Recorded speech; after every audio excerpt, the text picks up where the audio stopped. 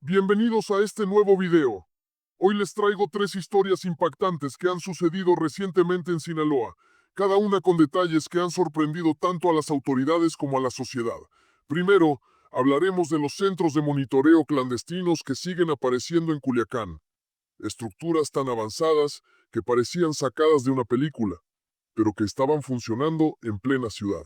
Después, conoceremos la triste historia de un joven que se fue a tomar café con San Pedro en unas aruñadas y cuya familia, sin recursos, tuvo que enfrentar no solo el dolor de su pérdida, sino también la difícil realidad de no tener dinero ni siquiera para poder darle un entierro digno. Y finalmente, les contaré lo que ocurrió en los límites de Culiacán y Navolato, donde dos grupos rivales conocidos como los Pizzas y los Sombreros protagonizaron un fuerte enfrentamiento. Un trabajador común que, al parecer, escondía información demasiado valiosa. 3 temas, 3 realidades que muestran cómo se vive en distintas partes de Sinaloa y que dejan muchas preguntas en el aire. Así que ponte cómodo, porque lo que escucharás a continuación te va a sorprender. Pues bueno, en Culiacán siguen apareciendo más centros de monitoreo clandestinos. Hoy te voy a contar cómo se movían estos angelitos. Pues bueno, en Sinaloa ocurrió algo realmente sorprendente, un hecho que ha dejado a muchos con la boca abierta y que demuestra cómo, poco a poco, las autoridades han ido descubriendo sistemas de vigilancia clandestinos en la ciudad de Culiacán. Todo comenzó con una llamada anónima al número 089, una denuncia ciudadana que advertía sobre la presencia de personas alucinadas en el fraccionamiento Valle Alto. Esa información activó de inmediato un operativo conjunto entre la Guardia Nacional y la Policía Estatal Preventiva. Lo que en un inicio parecía un reporte más, terminó revelando una operación mucho más compleja. Cuando los elementos de seguridad llegaron al lugar señalado, notaron movimientos sospechosos en una vivienda. En cuestión de segundos, uno de los ocupantes intentó huir pero fue interceptado. Dentro del inmueble se encontraban otros 2 sujetos, quienes también fueron asegurados. En total, 3 personas quedaron bajo custodia de las autoridades. Lo que vino después fue todavía más impactante. Con la vivienda ya asegurada, se solicitó una orden para inspeccionarla. Al ingresar, las fuerzas federales descubrieron un sofisticado centro de monitoreo clandestino. En varias habitaciones había pantallas de gran tamaño, televisores y computadoras que transmitían en tiempo real lo que ocurría en distintas calles de Culiacán. Se estima que desde ese domicilio se controlaban más de 80 cámaras distribuidas en diferentes puntos estratégicos de la ciudad. Algunas de ellas estaban ocultas en postes de luz, otras en esquinas transitadas y, en ciertos casos, incluso disfrazadas de cámaras de seguridad convencionales. El lugar parecía una especie de cuartel tecnológico. Había tabletas, celulares, equipos de radiocomunicación y todo tipo de dispositivos electrónicos. Con esa infraestructura, los apañados podían coordinar movimientos, vigilar calles y mantenerse siempre un paso adelante. Las autoridades sospechan que este sistema podría llegar a las 100 cámaras, aunque oficialmente se confirmaron 30 retiradas durante el operativo. Pero lo más inquietante es que este no es un caso aislado. Apenas en enero pasado, otro operativo en la colonia Las Quintas permitió desmantelar un centro de monitoreo muy similar. Esto demuestra que existen varias redes de vigilancia clandestina operando en la capital sinaloense, lo que genera serias preguntas sobre el nivel de organización y los recursos utilizados para instalar toda esta infraestructura. Vecinos del fraccionamiento Valle Alto comentaron que desde hace tiempo se percibía actividad extraña en la vivienda. Entradas y salidas constantes a altas horas de la noche, vehículos que permanecían estacionados sin explicación, y la sospechosa instalación de antenas y cableado que nadie había autorizado. Todo eso generó un ambiente de inquietud que finalmente motivó la denuncia anónima. El hallazgo también evidencia la importancia de la participación ciudadana en la seguridad pública. Gracias a una llamada, fue posible desmantelar un centro que operaba de manera silenciosa, con la capacidad de vigilar gran parte de la ciudad. Los 3 detenidos, junto con el equipo confiscado, fueron puestos a disposición de las autoridades federales.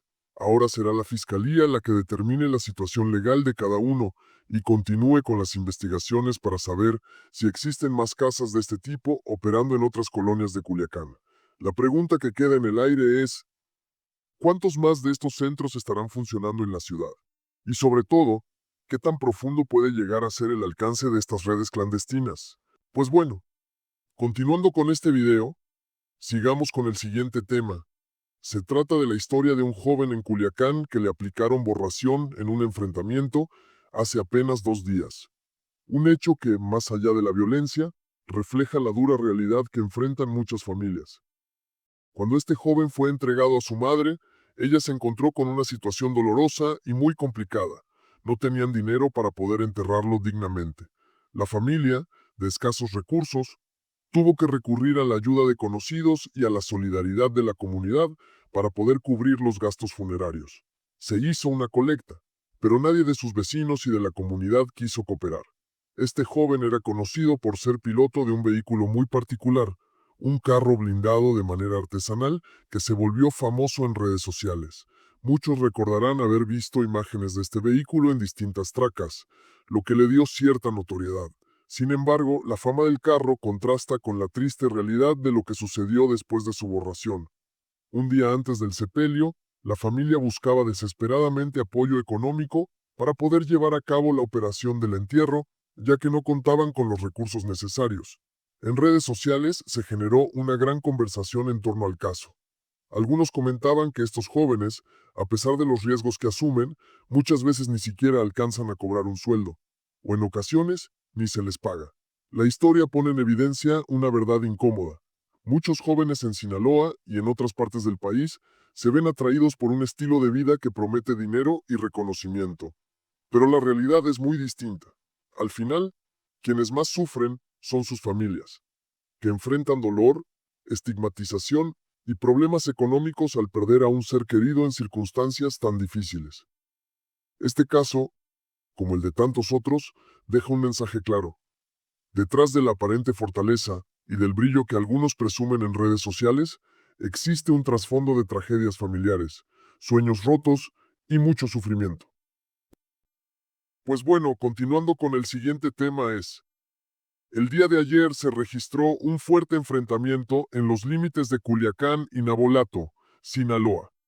En esta ocasión, los protagonistas fueron dos grupos rivales conocidos como los Pizzas y los Sombreros. Todo comenzó cuando integrantes de los Sombreros acudieron a la vivienda de un hombre identificado como Antonio. Según versiones locales, Antonio no era jefe ni figura de alto rango. Se trataba de un trabajador común. Sin embargo, fue sacado de su casa y apañado. Después de esto, de acuerdo con los reportes, el grupo que se lo llevó lo trasladó hasta un camino de terracería cercano a un canal, en donde tristemente Antonio lo mandaron derechito con San Pedro. Pero lo que parecía ser un hecho aislado rápidamente escaló en intensidad. Cuando la noticia corrió, el grupo local, es decir, los Pizzas, siguió los pasos de los Sombreros, lo que desencadenó un enfrentamiento con sus mojosas de ambos grupos en la zona rural. Según la información que circula, los integrantes de los Sombreros eran apenas 5, mientras que los Pizzas llegaron en mayor número. Esto obligó a los Sombreros a retirarse del lugar. En redes sociales muchos señalaron que corrieron, pero lo cierto es que se vieron superados en cantidad y por estrategia decidieron abandonar el enfrentamiento. Este episodio deja varias preguntas abiertas. Una de ellas es, ¿por qué arriesgarse a sacarle a Antonio, un hombre que aparentemente no tenía gran peso dentro de ninguna organización? ¿Qué información podía tener que resultara tan valiosa? Las versiones que circulan apuntan a que, aunque Antonio no era un jefe ni un mando importante, sí podría haber tenido conocimiento clave de ciertas operaciones o movimientos, y esa habría sido la razón por la cual los Sombreros decidieron llevárselo. Por otro lado, también genera curiosidad el respaldo inmediato que recibió por parte de los Pizzas. Su reacción rápida para enfrentarse y tratar de impedir la acción indica que Antonio tenía un valor especial para ellos, ya sea por información, por confianza o por vínculos internos. Lo cierto es que en estos casos muchas veces los verdaderos motivos quedan ocultos y lo único visible es el resultado. Tensión en las comunidades y familias destrozadas. La historia de Antonio refleja también la vulnerabilidad de las personas que, sin ser líderes ni personajes de alto nivel, terminan atrapadas en medio de disputas mayores. La pregunta que queda en el aire es, ¿qué información reveló Antonio antes de ser renunciado? Y sobre todo, ¿Qué tanto peso tenía para que dos grupos rivales se enfrentaran por él? Este enfrentamiento se suma a otros episodios recientes que han mantenido en alerta a la región de Culiacán y Navolato. Una muestra clara de cómo las disputas internas y los conflictos por el control territorial siguen generando hechos alucinos, que impactan no solo a quienes participan directamente, sino también a toda la población que vive alrededor.